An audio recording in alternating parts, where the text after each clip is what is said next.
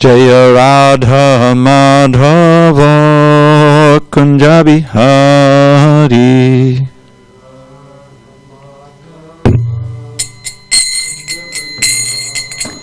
Jaya Radha Madhava Kunja Bihari.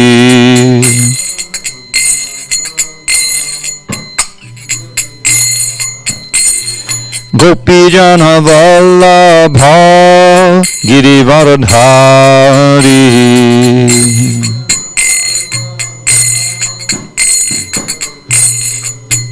Jai Gopijana Vallabha Girivaradhari.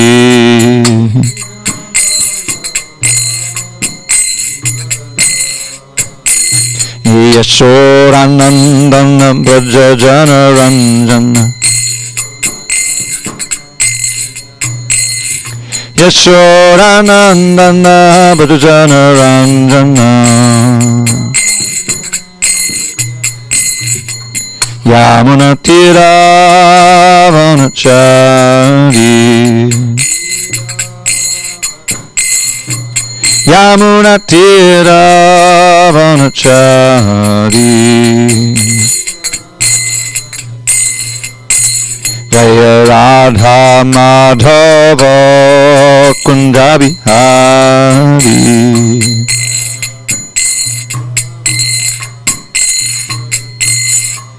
Jaya Radha Madhava Kunja Bihari.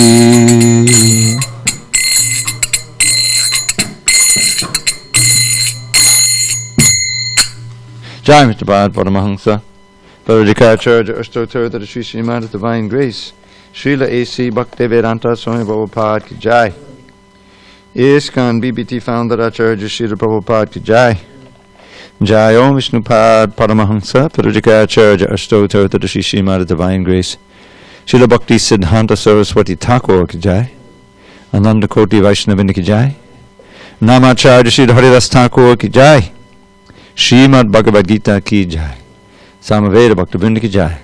All glory to the assembled devotees. All glory to the assembled devotees. All glory to the assembled devotees. All glory to Shri Guru and Gauranga.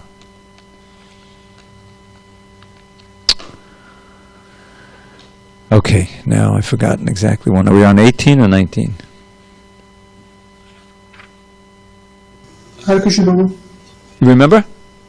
Yes, Prabhu. I think it is 18. Thank you. Okay. Om Namo Bhagavate Vasudevaya. Om Namo Bhagavate Vasudevaya. Om Namo Bhagavate Vasudevaya.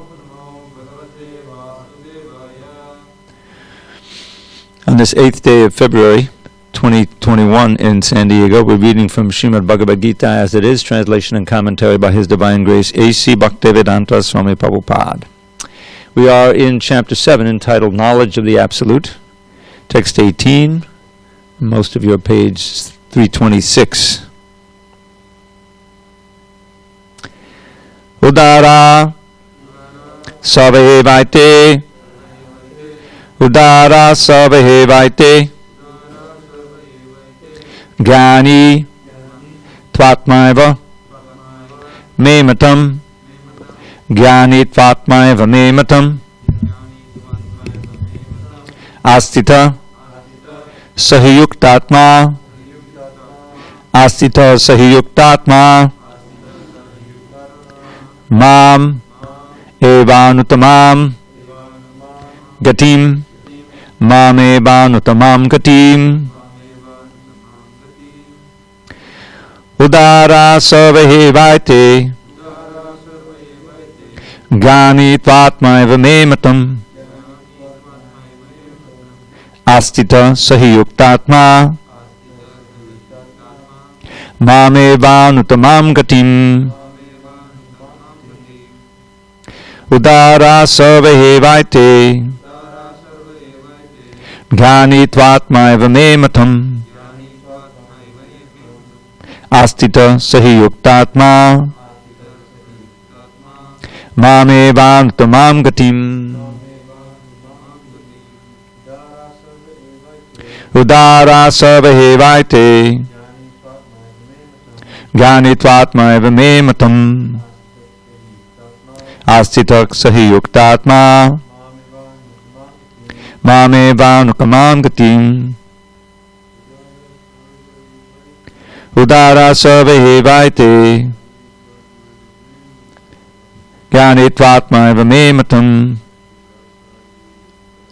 Astita sahi yuktatma Mame Vanuttamam Gatim Udara Sarvahevaite Gyanitvatma eva me matam Astita sahi yuktatma Mame Vanuttamam Gatim Udara, magnanimous. Sarve, all. Eva, certainly. Ete, these. Jnani, one who is in knowledge. Two, but. Atma, eva, just like myself. Me, my. Matam, opinion. Astitaha, situated. Saha, he, certainly.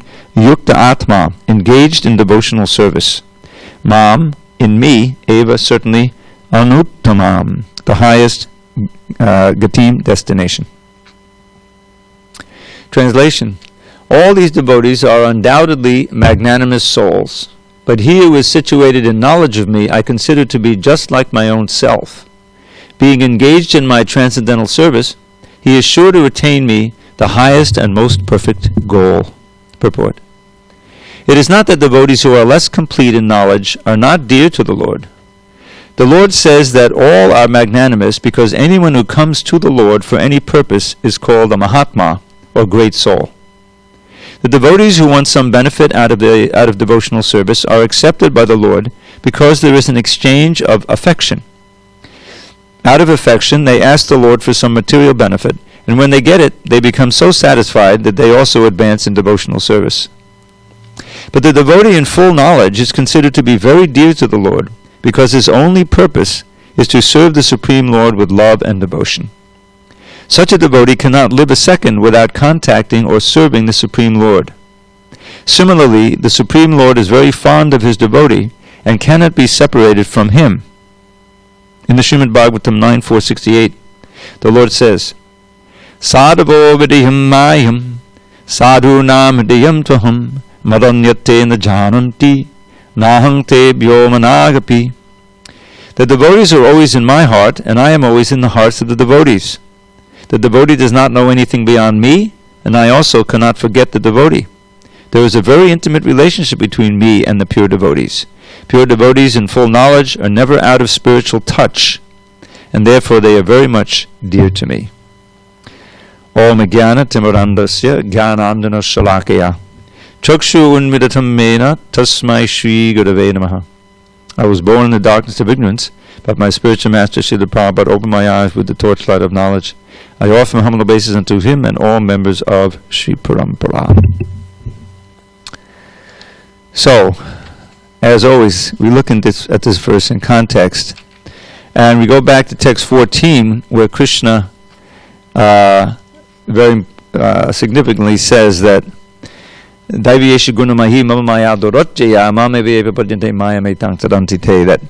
this material energy of mine is divine, Daivi, and is composed of the gunas, the three gunas. And it's impossible to cross beyond it on one's own. Duratya means difficult, but it means impossible. But those who surrender unto me can easily cross beyond it. So there's a sharp distinction there, those who surrender, those who don't surrender. So first he describes those who don't surrender. This is, Prabhupada I think quoted this verse more than any of the others here when they're all famous. Namam dushkut namudha, those miscreants who are grossly foolish, who are lowest among mankind, whose knowledge is stolen by illusion, and who partake of the atheistic nature of demons, do not surrender unto me. Now, Prabhupada would of course reverse this. I mean, logically it says, those who do not surrender unto me belong to one of these four categories. Sometimes more than one category. There's some overlap here. It doesn't mean that someone who's an asura cannot also be a mudha, a fool, right? They often are. So first Krishna, he makes it very strict. Those who don't surrender, they've got to belong to one of these, one or more of these, the lowest of mankind, the fools and rascals, those whose knowledge has been stolen away by illusion, which Srila Prabhupada emphasizes in the purport, and the out-and-out demons. But then, on an upbeat note, there are 4 kinds of people who do surrender to me, or who approach me. See, bhajanti, who worship me somehow or other. Render services, some kind of service. And they consist of the arta, those who are distressed, digyasu, those who are inquisitive, curious, those who are after some material benefit, either money itself or something equivalent, and the jnani, those who are in knowledge, who really have some understanding of what they're looking for, and it's nothing material. So then Krishna now, he's praising the jnani. He did that in 2 verses. As in the 17th verses, of these the one who was in full knowledge and who was always engaged in pure devotional service is the best, for I am very dear to him and he is dear to me. And he continues on that theme. But then he also expands. He says all of them are magnanimous because they're approaching me somehow or other. But one who is situated in knowledge of me, I consider to be just like my own self, being engaged in my transcendental service. He's sure to attain me, the highest and most perfect goal. So now he's speaking practically about the pure devotee, who he'll mention in the next verse, which is perhaps the most quoted in the whole chapter. So here we find the exaltation of the one who is in knowledge. And Prabhupada quotes another famous verse from the 9th canon. Now, this context of this verse, in case you're not familiar, does anyone know in what context Narayan spoke this verse about the sadhus? This is the pastime, you're probably familiar, of Ambarish and Durvasa Muni. And Ambarish was a king, and kings are entangled. They're entangled in the material world. They have to manage, they go to war, so many wives, harem, the whole thing. And so generally, they defer to the Brahmins. That's the whole idea. The Brahmins are the head of society, and they live simply. They're not beholden, and they give good advice according to the Shastra. And when a king is really qualified, he becomes a rishi. So the Raja Rishi, that's where we get the Rajarshi. They're also learned because they listen to the Brahmins, they learn. That's the ideal. So Ambarish was a king, and in that sense he was below socially Durvasa, who was Brahman yogi like that. But Ambarish was getting all kinds of honor and respect because he was a pure devotee. There's those famous verses, Savai Manok Krishna Badara Binda Yova Jangsi Vaikunda Gunana Vanade.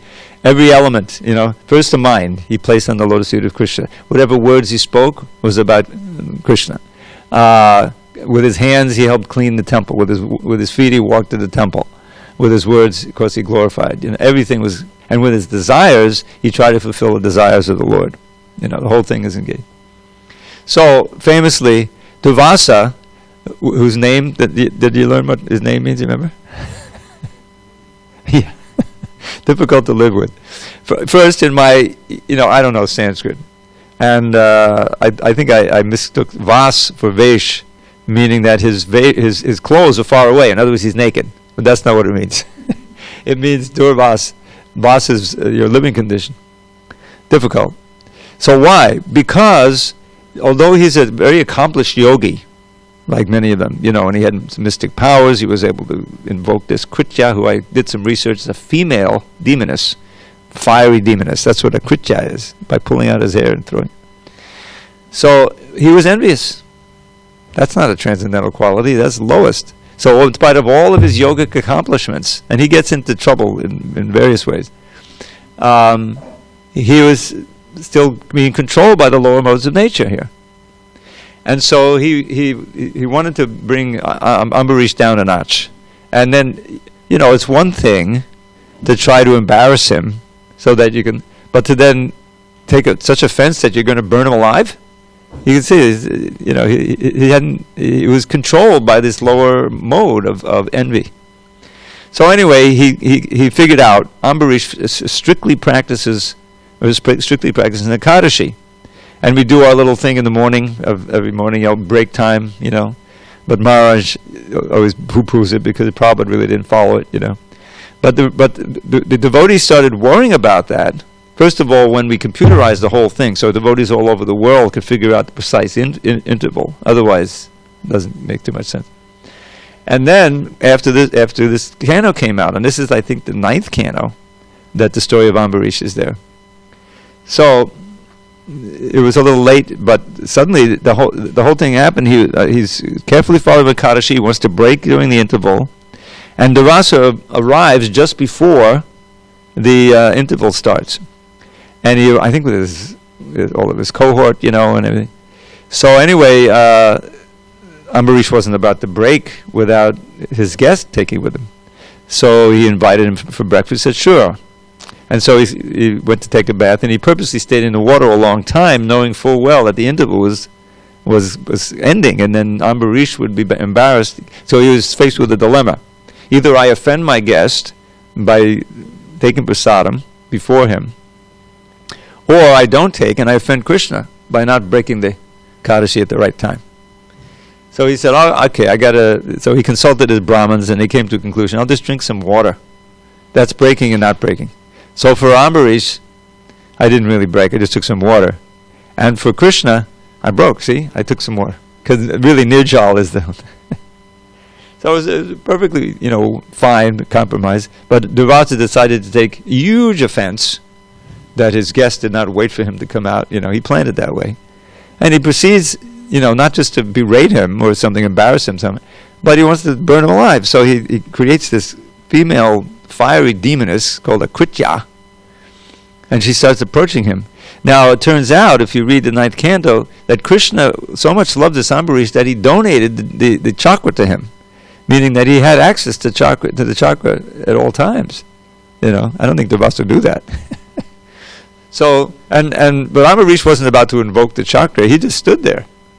If Krishna wants me to be burned, let me be burned. Hare Krishna, Krishna, Krishna, Hare. That's because he was so advanced. So the chakra came on his own, as Krishna's representative, demolished the Kritya, and then went after Dravida. Now Dravida, if he was advanced, he said, okay, take me. To be killed by Krishna is, a great boon. He would be showing his equilibrium, but he didn't do that. He wasn't that advanced. He started running, or however he was moving as fast as he could. Went to Shiva, went to Brahma, none of them could help him. Finally goes all the way up to Vaikuntha. I think we heard from Rajendranana at the gate. He couldn't actually get in, he was at the gate. So he got an interview with Narayan, and he said, please, withdraw your chakra. He's bowing down, he's surrendering. So that's the context. And there's another verse, Aham Paradino, I forget the Sanskrit now, but he said, I'm not independent. I'm completely dependent on my devotees. I can't, withdraw it. And then this one is the most famous. Sadhavavadiyam mayam. The sadhus are my very heart, and I am the heart of the sadhus. They are in my heart, I'm in their hearts. Mananyate najananti. Besides me, they don't know anything, and I don't know anything beside them. This is yayatama papadyante to the nth degree. Means I reciprocate exactly. So that's the status of the real jnanis who are relying on Krishna. They know the status that there's no point in approaching him for anything material, other like the other 3 classes. Curious is kind of on the borderline. They're not really committed. But the others approach for material benefit of some kind. Okay, that's good. Sukriti, they're not Dushkriti, they're Sukriti. And the whole idea is that by contact with me, they'll get purified. It worked for Dhruva. You remember the pastime of Dhruva? Dhruva also, he was very determined. He wanted to get a kingdom much better than his father's, and that was why he was doing yoga. Kind of childish in a way. But he had he was from a great line, and he was very determined, Kshatriya determination. So Narada Muni took those good qualities, and he guided him to perform a meditation, but it was saturated with bhakti. He's chanting Om Namo Bhagavate Vasudevaya. He's doing rudimentary deity worship on the of a clay form that you can do next to a river, and he's visualizing the Lord Vishnu in his heart, and he's in Vrindavan, so everything's auspicious. So what happened was that his desire was transformed. He went through all of this severe austerity, chanting, and hardly eating anything, the bark of the trees, whatever, leaves, and practicing pranayama. And finally, he became so powerful, and he was slowing his respiration. This is how the yogis live so long. You have a certain number of breaths, so if you can slow it down, you can imagine. So he's slowing, but he was so strong that he had entrained the universal breathing. And so the demigods were also not being able to breathe. And so they went to Brahma. I went to Brahma or Vishnu, or Brahma went to Vishnu. Anyway, eventually the request went to Vishnu, and he came down. And when he saw Vishnu, he lost all his material desire. He didn't want the kingdom or anything. So there's a famous verse. It says, Sthana bilashi tapasistitoham tvam praptavan devu manindra guyam kacham vichinvan abhidivya ratnam swamin katatosmi varannayache. So I was desiring, Abhilasha, I was longing for a position greater than my father's, greater than my great-grandfather. And therefore, I was situated in severe penance, tapasistitoham. But now I've attained you, a vision of you, darshan, Krishna, of Vishnu. Tvam paptavam, deva manindra guyam, were hidden away by from the demigods and all the great sages. In other words, it's very difficult to get this direct darshan.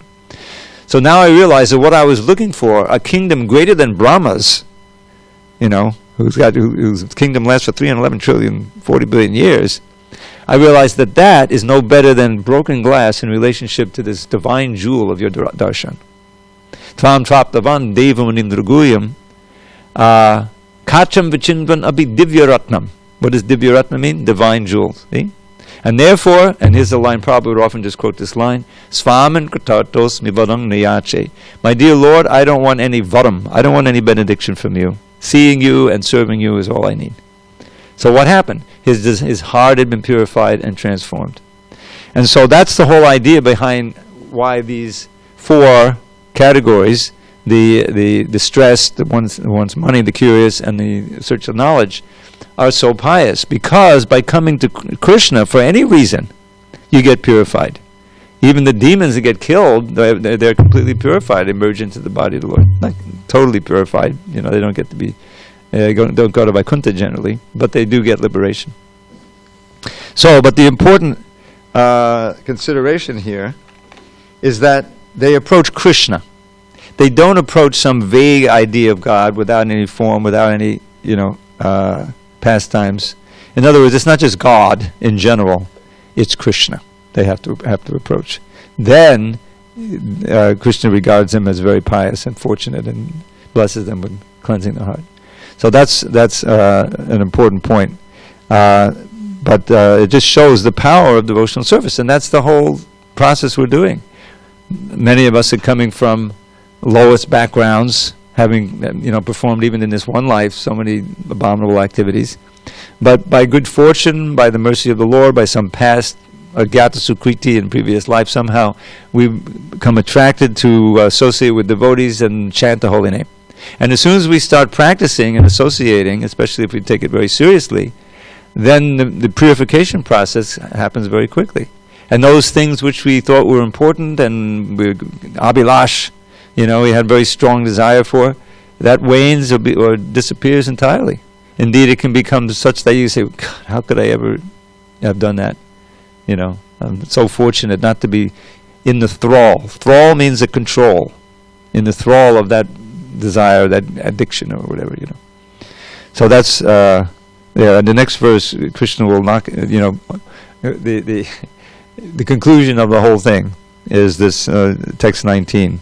That the Jnani, one who really knows me and surrenders, is the Mahatma and the greatest soul. All right, any discussion on this verse? Either by the local or remote? Yes.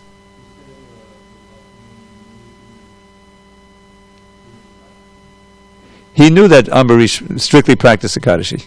He was famous, So it was all planned out, But it didn't work out. His plan didn't work out. You see why he's so hard to live with. I mean, you can live with someone like that. Anyway, text 19.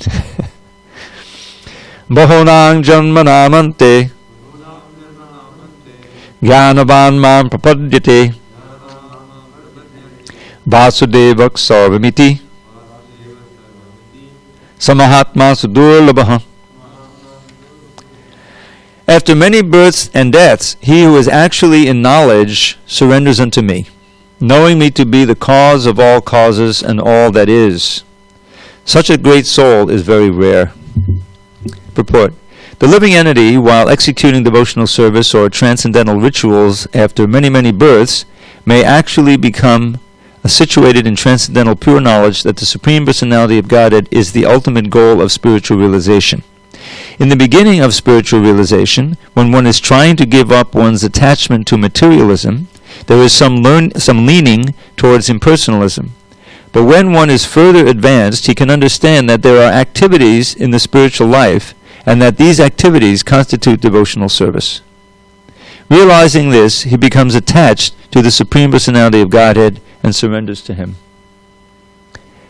At such a time, one can understand that Lord Sri Krishna's mercy is everything, that he, the Lord, is the cause of all causes, and that this material manifestation is not independent from him.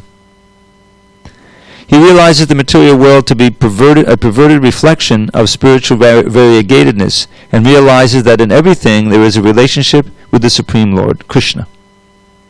Thus he thinks of everything in relation to Vasudeva, or Sri Krishna. Such a universal vision of Vasudeva precipitates one's full surrender to the Supreme Lord Sri Krishna as the highest goal. Such surrendered great souls are very rare. This verse is very nicely explained in the 3rd chapter, verses 14 and 15 of the Shvetashvatara Upanishad. I'm going to chant these myself, but if you want to, you can chant along.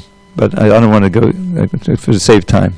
Sahasra Shesha Purusha Sahasraksha Sahasrapat Sabhumim Vishvato Vritva Tyatishta Dashangulam Purusha Evedam Sarvam Yadbhutam Chayat Bhavyam Uttamitasvayeshano Yaranne Nati Rohati.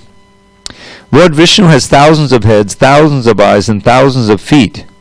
Entirely encompassing the whole universe, he still extends beyond it by 10 fingers' breadth.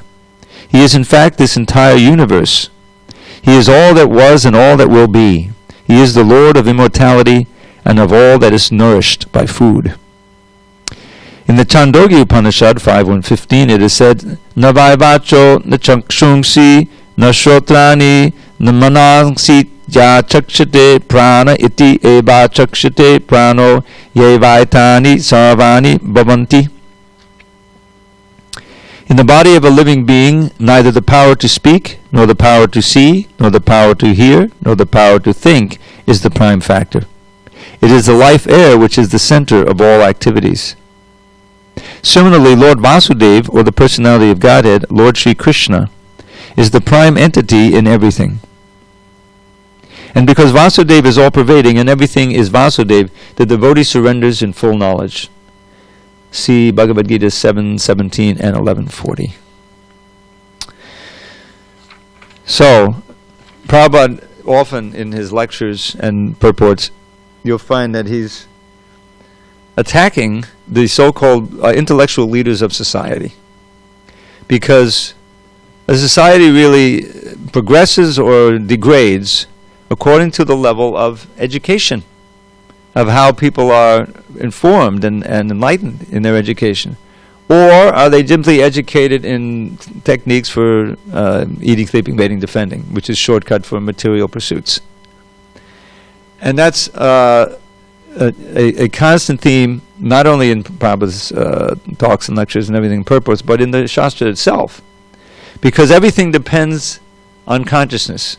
Just like now we're seeing that because of the internet, which makes any source of knowledge available to everybody, which is not supposed to be. You know that in the Vedic culture, the lower classes, women, they're not. It's right there in the first canto. They're not eligible for chanting the Vedic mantras, because they're not qualified. They may use it or whatever, misuse it. What to speak of, having any knowledge available to everybody. And then you find the demons who will create whole false, so-called realities that people believe in and will act on. And in fact, the whole world is that way. The most skillful of those tricksters, if you will, is Maya Devi herself. And the whole thing, you remember you've been around long enough. You remember I'm saying there's one verse in the Bhagavatam that's mentioned 5 times. We're coming up on it on Wednesday in my class. I'm going to one of those 5, and one of them, as I mentioned, has a little different variation. But it's basically this: the first 2 lines are the same. Second line is slightly different, but the same meaning is there. And this theme comes up again and again in the Bhagavatam, in our Shastra here, and that is that there's this bewildering force, Maya Devi, who convinces you of something that's just not true, and that is the basis for all of your activity. And what is not true is that you're the body, and that the interests of your body, and that includes the subtle body, the mind, intelligence, are the interests of you, and that's what you should strive for. You see? That's the big fallacy. And nobody knows that, except the transcendentalists, those who are informed with Bhagavad Gita. Because it changes everything. What you consider important and worth striving for, that's what forms your life and your aspirations and your goals that you work for. Isn't it? And if you're going down a blind alley, you're wasting your time. There's this phrase, Shrama Evahi Kevalam, comes up right in the beginning of Bhagavatam, 2nd chapter, 1st canto. There's that Dharmak Svanshtitak Pungsam Vishrakshena Katasuyak Not Padi Yadidatim Shama Evahi Kevalam. If whatever Dharma you're doing very nicely. Suvanushtitak, the word comes up here in the 18th chapter also. Means very nicely performed. Your Varnashram Dharma, your duties in it. But it's not awakening any desire to hear about God. In other words, it's not bringing you closer to Krishna. Then it's simply a waste of time.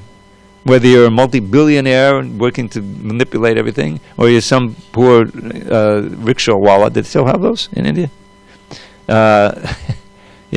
Just trying to make ends meet, so to speak, or some poor homeless guy in the street. You're in the same category. In the next birth they may change places, but it's still a tragic waste of human life. Let's put it that way. So how does that come about? It comes about by the covering potency. Maya has two potencies by which she keeps us bound up. They're called the prakshepa atmika and avaranatmaka. Avaranatmaka comes first, which is covering our original knowledge of who we actually are, forgetting all about Krishna, that we're spirit and everything. And prakshepa atmaka means throws you down into the material energy, and you simply engage in the hard struggle for existence, illusory. And as long as we remain covered and we're in illusion, whatever we strive for or aspire for is going to just keep us more and more entangled. This morning, Rajendra Prabhu, as he usually does, gave a very excellent class, and he was actually quoting a verse. I think that he quoted it from one of his references that he had. That is one of my favorites of Prahlad's prayers, which describes how we stay bound in this world. So he says, Yasmat priya priya viyoga sayoga janma shokagnina sakala yona shuddhayamana dukkha shadam tatapi dukkha madhaddiyaham bhuman bhamame vadameda vadasya yogam. So when you analyze it, he's saying, I've been, as he often does, as great souls do, they take the role of conditioned souls. And he's describing himself, but he's not, we understand that he's just taking that role.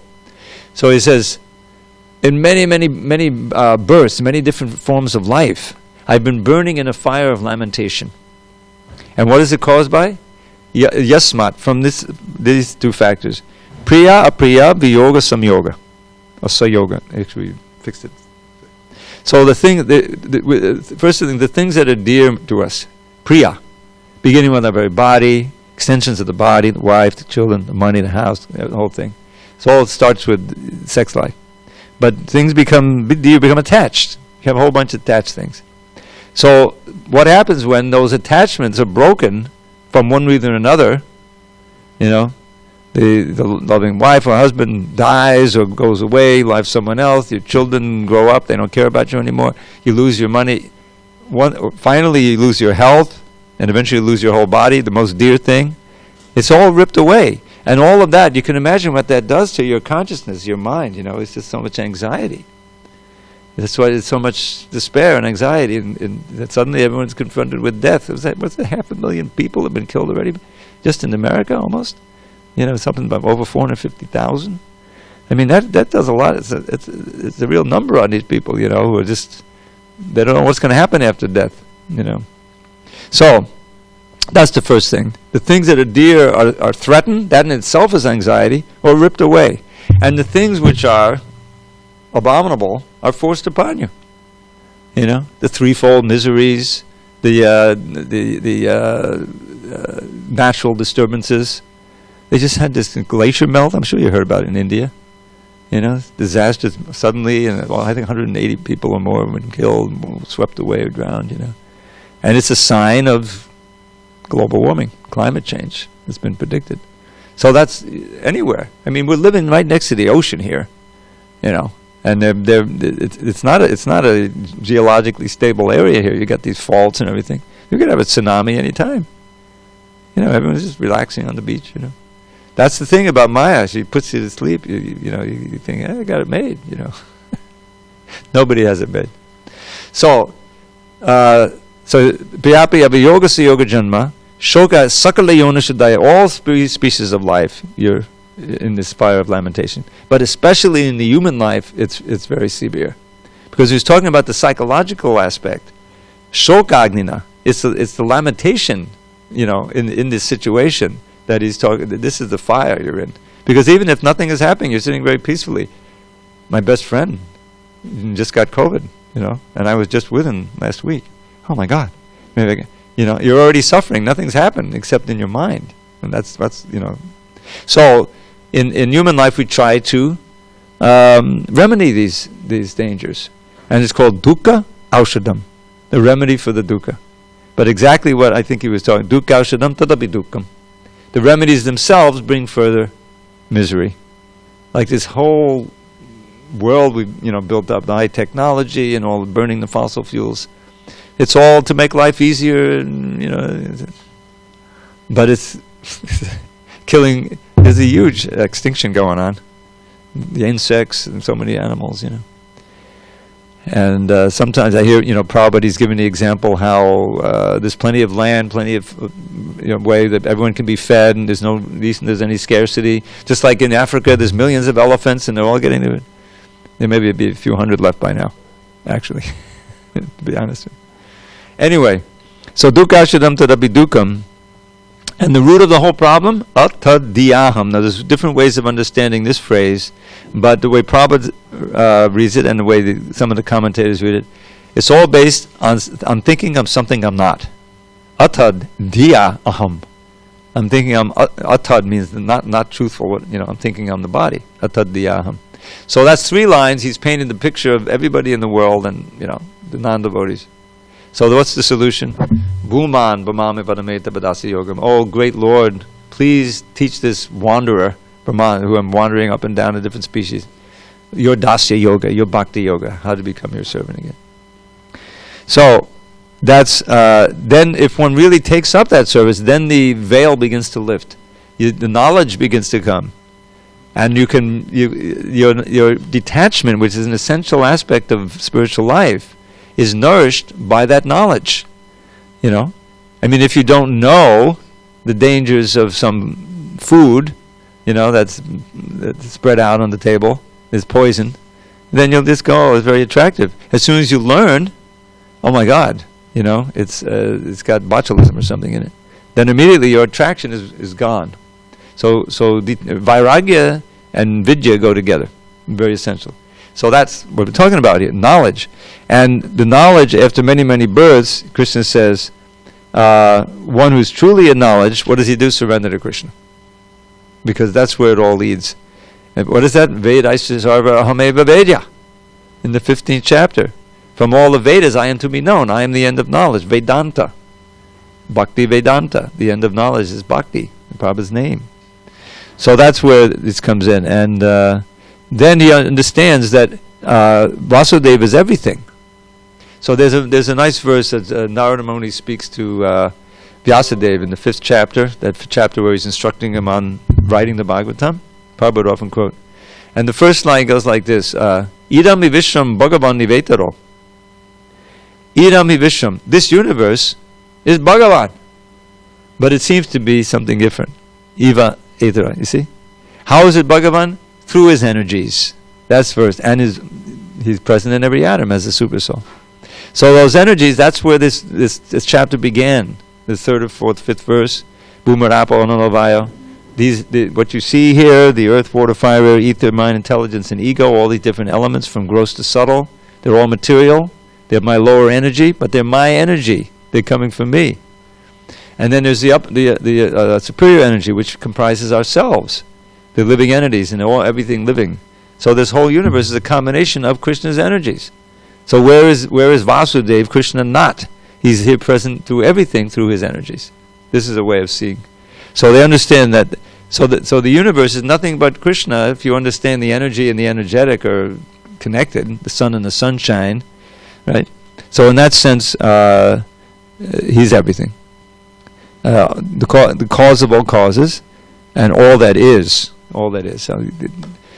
Such a great soul is very rare. That's the Mahatma principle. So that's what we want to aspire for, to be able to look at everything and see the connection to Krishna.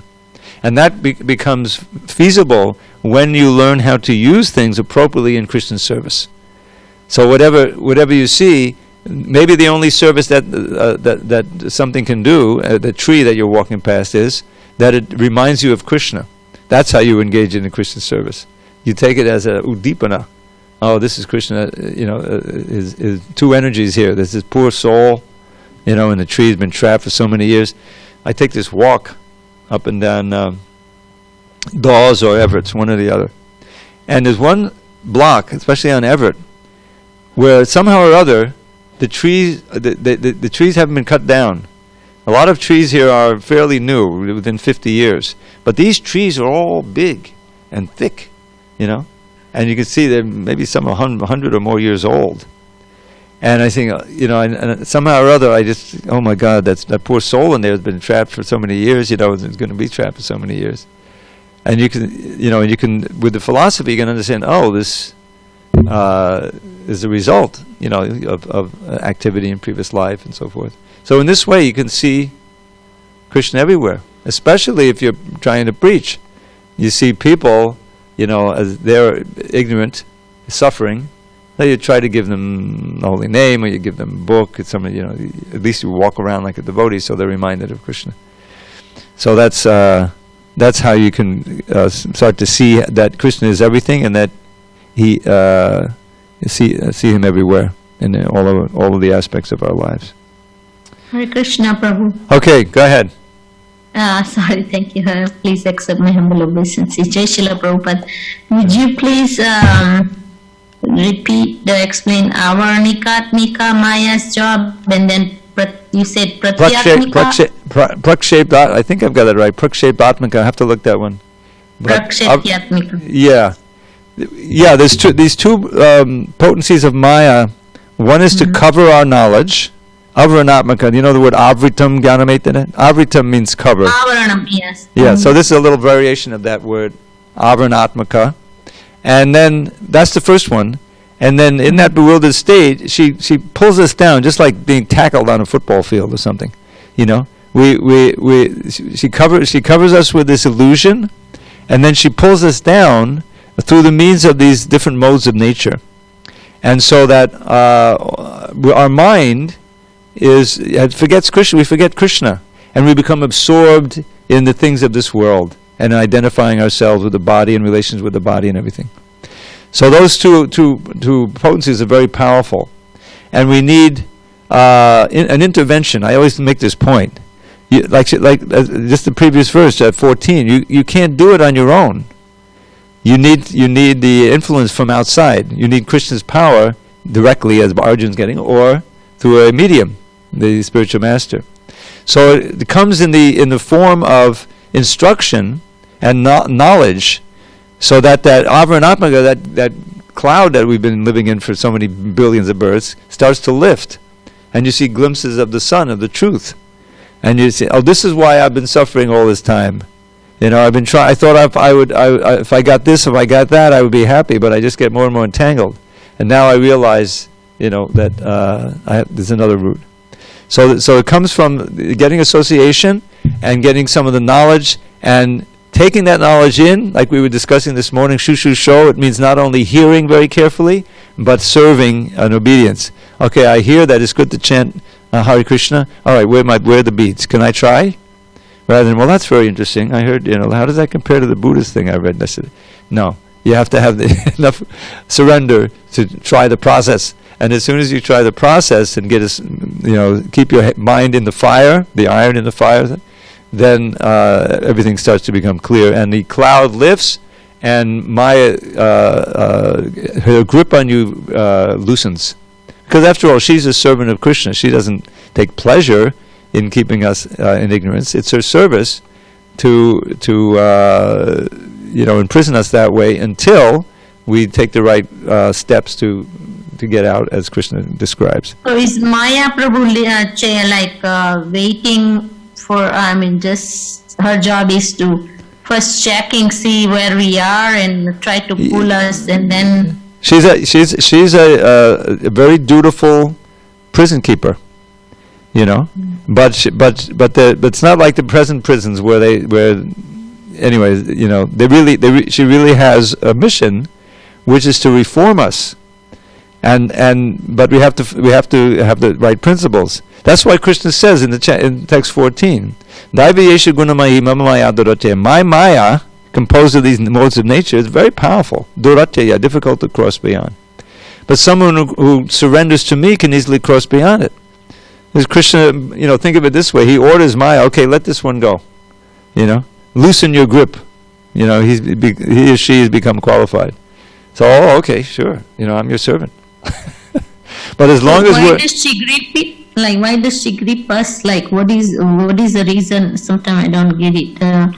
Why does she does that? Why does she do this, gripping? Because we wanted it. The point is that this is all, our own fault. We wanted to rebel against Krishna. We wanted to turn away from Krishna. We wanted a place where we could try to be the Lord and enjoy and own our own place. How that came about, I don't know. But that's what it means to be in the marginal position.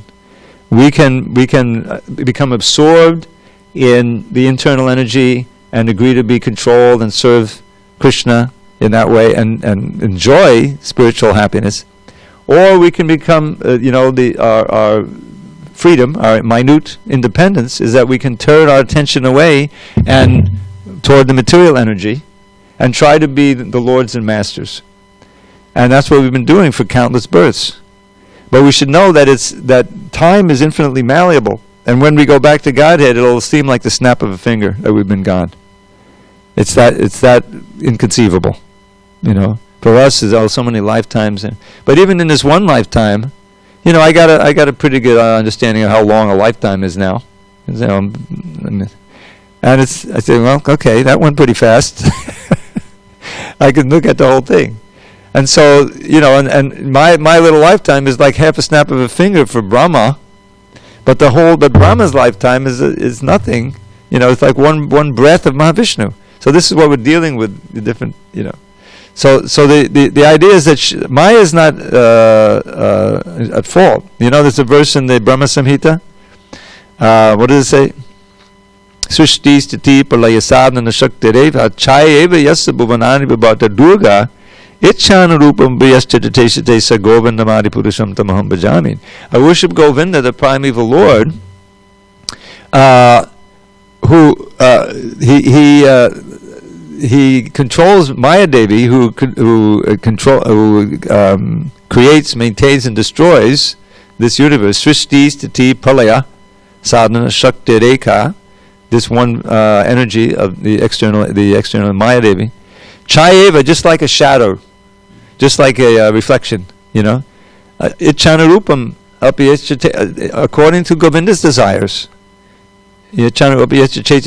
Chatesitesa, Maya Yasa Bhuvanani Babati Durga. So, in other words, she's acting under Krishna's desires. From our perspective, it seems kind of cruel, that we, like this. But this is meant to get us really serious about getting back to that which we shouldn't have left in the first place. And then we'll see Maya's original, delightful form, of which she's an expansion, Srimati Radharani, the internal energy. We have to know that she's an expansion of the internal energy. So it's all been a big mistake, and we can understand that our best fortune is to take Krishna's advice, and then Maya will let us go. The things. Help us too. Yeah, you have another question? No, I'm saying she can help us too, like absolutely. Mm-hmm. The very things that imprison us, the earth, water, fire, ether, and all of these things, we can use in the service of Krishna. This temple was once sort of movie theater or something mundane, or warehouse or something. So the very same stone and the light, the thing, pretty much, the space anyway, was being used for Maya service, and was a source of bondage for some people who utilized it, whatever. But now, because of the devotees making it into a temple, it's the same, elements, but it's a source of remembrance of Krishna and a wonderful facility. So that comes from the touch of Krishna through the hands of his great devotees and their pure consciousness. His will is being done, and that gives others a chance to be, like these books. Starts out with, the original book Prabhupada is reading, and then he's dictating, so he's using that energy, this whole material energy in Krishna's service, so spiritualized. And eventually it comes out to be a book that can be read and heard by so many people. It's the same paper and ink. That's Maya Devi's energy, but it's about being used properly. So that's what we have to do with our energy. This morning we read a verse. Did you hear this morning's class at all, Danabai? No, I have a recording. I'm going to do it. All right, I'll end with this because we're running out of time. So there's this nice verse, 1087, I forget was it 26 or something? I'll send you the link, the reference. But the verse goes like this: Twananupatam kolayam idamapma surit priyavat chadaditaton muket vihite priyatmanicha nabadalamantaho asadupasanayatamahano yadunushaya brahme urubahi kushadirapata. Said, my dear Lord, so this personified Vedas is praying to Mahavishnu, the human form of life is perfectly suited to serving you. And when one serves you with that form, then the body becomes one's very friend and dear, most dear. And on your side, as a super soul, you're very happy to guide such a soul in the service like that. But alas, people don't generally use the human body for that. And they don't take pleasure in serving you. And what do? Asadatma, asadupasanatma hano. They worship the impermanent, mammon, and therefore they commit spiritual suicide. And they end up wandering in the material world, taking on all kinds of fearful bodies, which cause great pain and suffering. That's the situation. So if we use this human body and the things that come in our orbit in Krishna's service, then we'll be enlightened and we'll be in a blissful situation. Okay, it's 8:10. Thank you so much, Hare Krishna. Okay, we'll resume tomorrow with text number 20. This is also an often quoted verse. This whole chapter can be memorized to good effect. All glories to Srila Prabhupada. Hari Hari Bol.